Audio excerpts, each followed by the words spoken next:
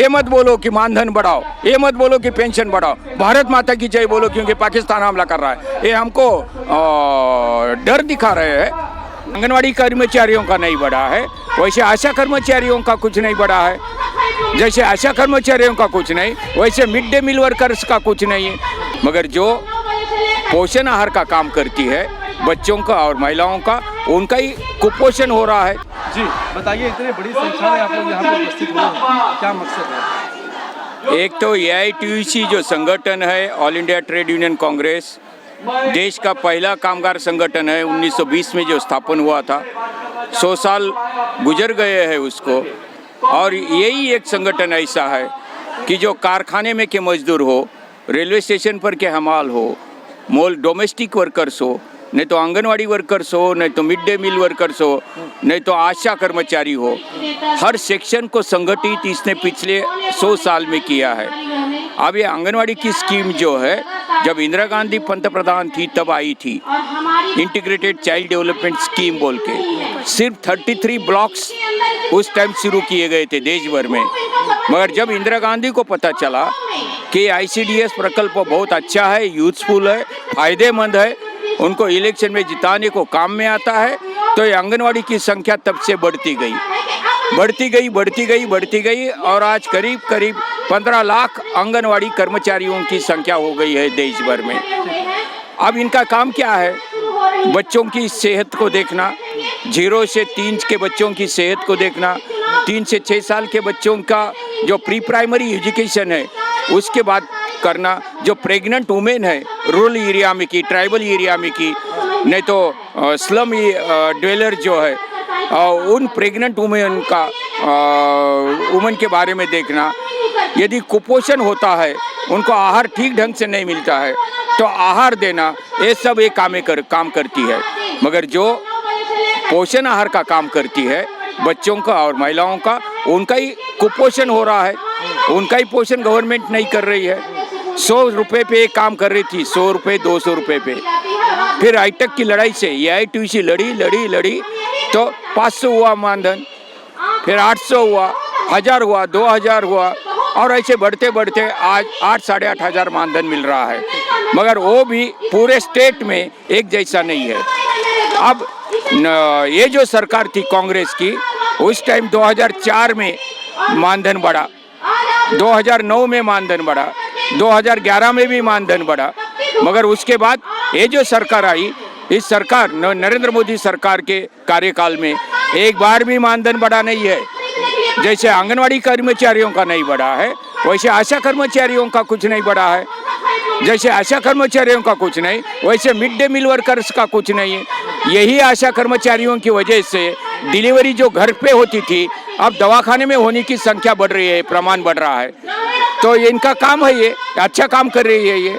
यही mid day meal workers की वजह से स्कूल में का अटेंडेंस बच्चों का बढ़ रहा है, तो अच्छा काम कर रही हो। मगर इनका पोषण कब करोगे आप?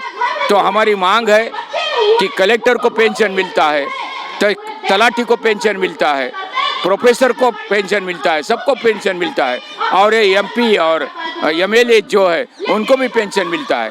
इनको पेंशन क्यों नहीं दिया जाता है?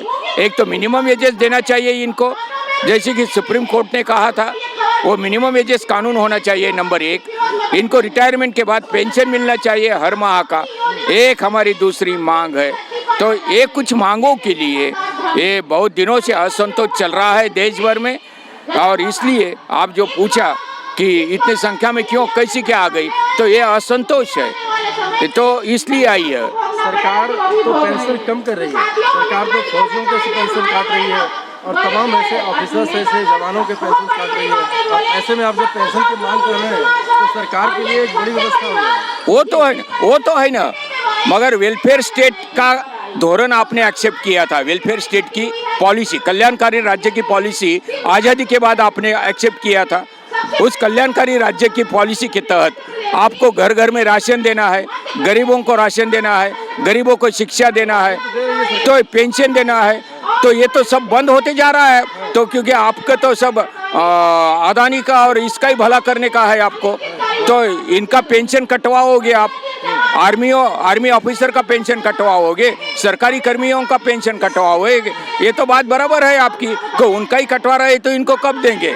मगर हमारा कहना है उनका भी नहीं कटना चाहिए और इनको मिलना चाहिए। असंगठित मजदूरों की संख्या दिन बे दिन बढ़ती जा रही है, उनको सुजान आ रही है, स्वेलिंग हो रहा है उनका। 93% ऑफ द वर्किंग क्लास ये असंगठित कामगार है। कुछ हो रहा है यहाँ पे देख रहे हैं, मनरेगा के जितने भी लोग हैं उनकी अटेंडेंस सही से नहीं बन पा रहा है, वो लोग पैसों के लिए परेशान हैं। यस, जंतर मंतर पे धरना दे रहे हैं। अब आप लोग आए जंतर मंतर पे धरना देने के लिए। मोदी सरकार कहती है कि हमारे असेंबली का बिल्कुल सही चल रहा है, सबका विकास हो रहा है, सबको अनाज मिल रहा है, सबकी सुविधाएं मिल रही है, दवाई मिल रही है। ऐसे में आप लोग की कैसे विरोध करें? के इस शासन में और परेशानियां बढ़ रही है। डिमोनेटाइजेशन के बाद परेशानियां बढ़ी और फिर कोरोना जो कोविड का कार्यकाल था, उस कोविड कार्यकाल में परेशानियां बढ़ी। कई लोग बेरोजगार हो गए, कई लोग मर गए हैं। और ये जो अच्छे दिन आए हैं वो मोदी शाह इस जोड़ी की वजह से, अदानी अंबानी इस जोड़ी के अच्छे दिन आए हैं, बाकी के किसी के अच्छे दिन नहीं है। ये हिंडनबर्ग रिपोर्ट ने बता दिया है। अब के रिपोर्ट को तो सरकार कुछ बोल ही नहीं रही है, ये तो बोल रहा है भारत के खिलाफ एक साजिश है। आपने प्रश्न किया कि कोविड काल में हुआ, तो कोविड काल में सरकार ये दावा कर रही है कि ये सिर्फ मोदी सरकार, बीजेपी की ऐसी सरकार थी, इसने कोविड काल को भी बहुत अच्छे तरीके से मैनेज कर लिया, वरना किसी और के समय पर ऐसा तो आज देश की स्थिति क्या? केरला छोड़ के, केरल राज्य छोड़ के एक भी स्टेट ने और सेंट्रल गवर्नमेंट ने भी कोई काम कोविड में नहीं किया। फार्मास्यूटिकल कंपनी जो थी, फार्मास्यूटिकल कंपनी ने ज़्यादा मुनाफा कमा लिया कोविड में।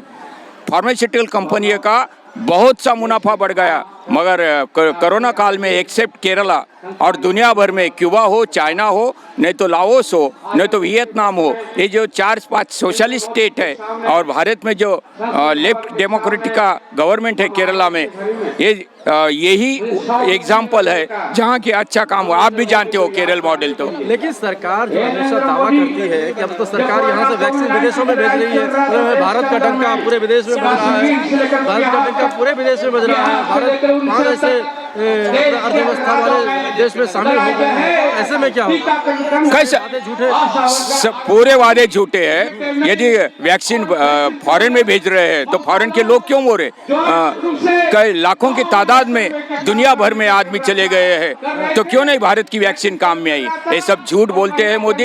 इतना झूठ बोलने वाला प्राइम मिनिस्टर कभी नहीं देखा है। इसलिए ये सिर्फ इनकी डिमांड की लड़ाई नहीं है, डिमांड के लिए तो लड़ेंगे, मगर जो ये गवर्नमेंट है उसको नीचे खींचना चाहिए 2024 में, ये मेन है। और ये श्रमिक कामगार, ये जो यूनिटी है, दलित, मुस्लिम, अल्पसंख्यक और ये हर धर्म के नागरिक की संख्या तो बढ़ती जा रही है, ये कोई कामगारों की संख्या बढ़ती जा रही है। साथ ही अब आप लोगों की संख्या मुझे लगता है कि करोड़ों में आ गई, करोड़ों में इनकी संख्या है। तो क्यों नहीं अपने संख्या बल के बल पर आप सरकार से सीधे संवाद करते हैं, उनको लेटर देते हैं, चिट्ठी देते हैं, उनको बताते हैं भाई अभी आपके इसमें कमी है? कितने बार देने का? हर बार देते हैं, हर बार हम मेमोरेंडम दिए हैं, हर बार मेमोरेंडम दिए हैं। महिला बाल विकास मंत्री जो है उनको दिए हैं, प्राइम मिनिस्टर को दिए हैं, राज्यों के चीफ मिनिस्टर को दिए हैं। हम तो बात करना चाहते हैं, हम लड़ाई नहीं करना चाहते पहले, मगर वो कोई रिस्पॉन्स ही नहीं मिलता है तो लड़ाई की नौबत आ जाती है। देश भर में क्या फिर ये महिलाएं क्यों आती है? हम महाराष्ट्र से आए हैं, बिहार से आए हैं लोग, जगत भारत के कोने कोने से लोग आए हैं। क्या उनको इतना तकलीफ सहन करके वो क्यों आती है? तो हम तो पहले वहीं पर निवेदन देते हैं, मेमोरेंडम देते हैं, बातचीत करना चाहते हैं, सरकार कोई नहीं करता है। हमने महाराष्ट्र में 9 दिन का स्ट्राइक किया, तब महाराष्ट्र गवर्नमेंट ने चर्चा के लिए बुलाया। जब हम लड़ेंगे तभी बुलाएंगे, नहीं लड़ेंगे तो नहीं बुलाएंगे। और चर्चा में भी जो आश्वासन दिया है वो अभी तक पूरा नहीं हुआ है। ये हमारा महाराष्ट्र का उदाहरण है, राज्यों का यही उदाहरण है, केंद्र का यही उदाहरण है। ये धर्म के नाम पे और जाति के नाम पे गरीबों में और श्रमिकों में भेदभाव करने वाली सरकार है, सिर्फ आश्वासन देती रहती है। असंगठित कामगारों की संख्या बढ़ रही है, पेंशन मार खा जा रहा है, संविधान पे हमले हो रहे हैं और लोकतंत्र जो है वो धोखे में है। इसलिए लोकतंत्र धोखे में लाने वाला मोदी सरकार और बीजेपी सरकार, ये बीजेपी सरकार नहीं है, ये राष्ट्रीय स्वयंसेवक संघ का कंट्रोल होने जिस पे है वो सरकार है। बीजेपी तो राष्ट्रीय स्वयंसेवक संघ की एक पॉलिटिकल फ्रंट है, मगर ये आरएसएस सबसे बड़ा धोखा है और ये आरएसएस की सरकार है। इसको खींचना चाहिए 2024 में, ये हमारी लाल झंडे वाली की मांग है। तो आप लोग कहते हैं 2024, अभी हमने देखा कि अभी करंट में दो राज्यों में चुनाव जीत गई है सरकार और फिर वहाँ पे अपना सरकार गवर्नमेंट बना रही है और 2024 का इलेक्शन में फिर से कैसा माहौल बन रहा है, फिर से मोदी आएंगे। फिर भी हिमाचल प्रदेश, फिर भी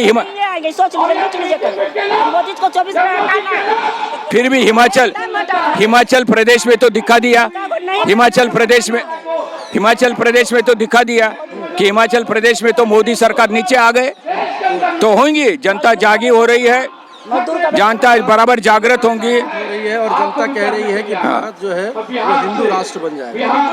हिंदू राष्ट्र का एक अलग से नारा है। ये कौन है? ये हिंदू नहीं है। ये आंगनवाड़ी कर्मचारी कौन है? हिंदू नहीं है। ये आशा कर्मचारी हिंदू नहीं है। वो जो बैठे हैं रोजगार हमी वाले वो हिंदू नहीं है। तो हिंदू का मतलब क्या है? जो दलित हिंदू है, वो चमार जो है उसका कुछ लेना देना नहीं आपको। जो ड्रेनेज साफ करता है वो हिंदू है, उसका कुछ लेना देना नहीं है आपको। जो कारागिरी करता है वो हिंदू है, उसका कुछ आपको हिंदू राष्ट्र का कुछ लेना देना नहीं है। ये सब हिंदू के नाम पे आपको एक मनुवादी राष्ट्र की स्थापना करना है, इसलिए आप हिंदू राष्ट्र का नाम लेते हो। जैसे कि क्योंकि फिर ये दलित सब आ जाए, ये सब ओबीसी अपने पास आ जाए, ये चल रहा है।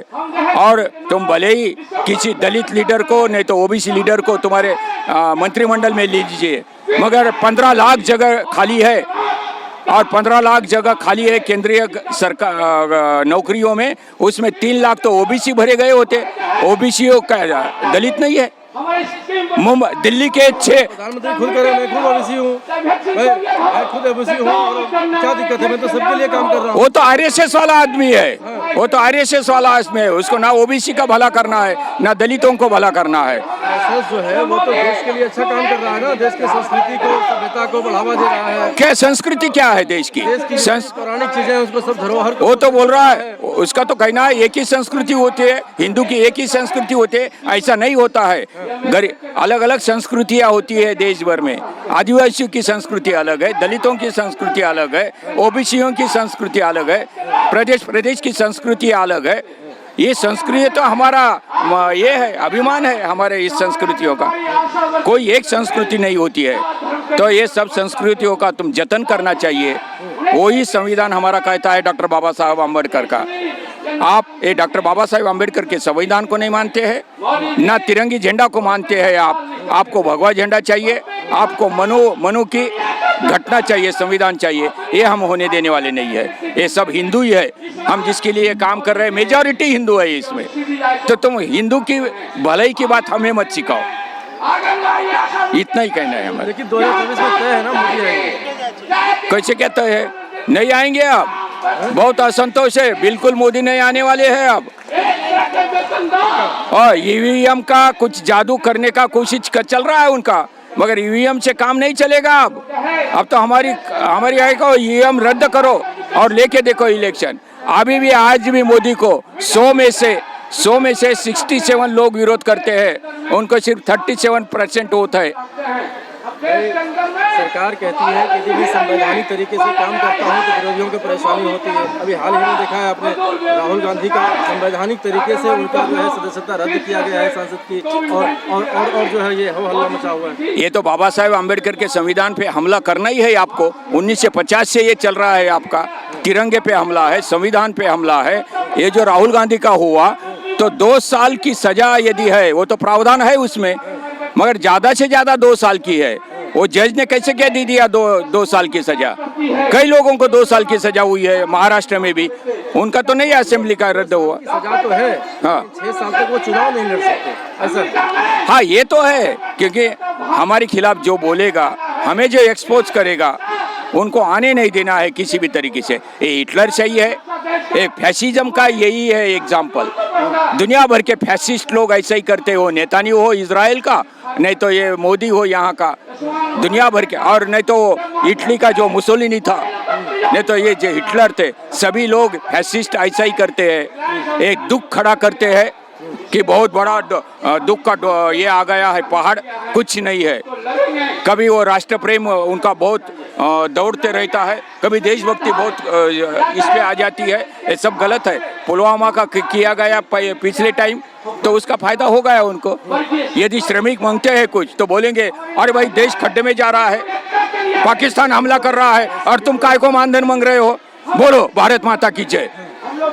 ये मत बोलो कि मानधन बढ़ाओ, ये मत बोलो कि पेंशन बढ़ाओ, भारत माता की जय बोलो क्योंकि पाकिस्तान हमला कर रहा है। ये हमको डर दिखा रहे हैं। ये जब अतिरेकी राष्ट्र, इसको एक्सट्रीम नेशनलिज्म बोलते हैं। जब बहुत राष्ट्रवाद की बात करते हो तुम, जब बहुत देश प्रेम की बात करते हो तो फैसिस्टों का यही लक्षण होता है। जब उस पे आ जाती है, गुजर जाती है कुछ, तो देश प्रेम करने लगता है। हमको मत देश प्रेम सिखाओ तुम, हमको मत राष्ट्रवाद सिखाओ तुम, और हमको मत हिंदू का प्रेम सिखाओ तुम। ये सब हम ही है। किसान जो बैठे थे 13 महीने दिल्ली के 6 बॉर्डर पे, हम 10 दिन रह चुके हैं वहाँ पर। ये आंगनवाड़ी कर्मचारी भी उसमें शामिल थी। क्या हुआ? वो सब हिंदू नहीं थे। 3 कानूनों के बारे में आंदोलन करने वाले हिंदू नहीं थे। तो तुम हिंदू को क्या बात करते हो? तुमको हिंदू राष्ट्र की कोई लेना देना नहीं है, हिंदुओं का कुछ लेना देना नहीं है। हिंदुओं के नाम पे तुमको किसी एक जाति का भला करना है, वो ब्राह्मण जात होंगी नहीं तो मनुवादी। ब्राह्मणों का भला हो रहा है। ब्राह्मण तो खुद प्रोटेस्ट कर रहे हैं कि हमको पुजारियों को पैसे दो, जो हम पूजा करते हैं मंदिर में, उसके लिए वो पैसे मांग रहे हैं, पैसे नहीं दे रहा। वो भी है कई जगह पर। आदमियों के सवाल, इंसान के सवाल, ब्राह्मण हो नहीं तो और दलित हो, उनके सवाल रोजी रोटी के सवाल होते हैं। हम ऐसे भेद नहीं करना चाहते, मगर तुम जो भेद कर रहे हो हिंदू नाम पे, किसी एक जाति को तुम जो उछालना चाहते हो, वो अच्छा नहीं है। इंसान इंसान है, इंसान की कुछ बेसिक डिमांड्स है, और वो है रोजी चाहिए, रोटी चाहिए। मेरे बच्चों को शिक्षा चाहिए। इनको क्यों मानधन चाहिए ज़्यादा? इनके बच्चों को शिक्षा, इनको भी लगता है कि इनके बच्चे इंजीनियर हो, डॉक्टर हो, इनको भी अच्छा खाने पीने को मिले, कोई बीमार है तो वो खर्चा कर सके, इसलिए तो बढ़ोतरी चाहिए। तो यही बेसिक डिमांड की ओर से तुम ध्यान बटाना चाहते हो, तो ये हम अब होने नहीं देंगे 2024 में।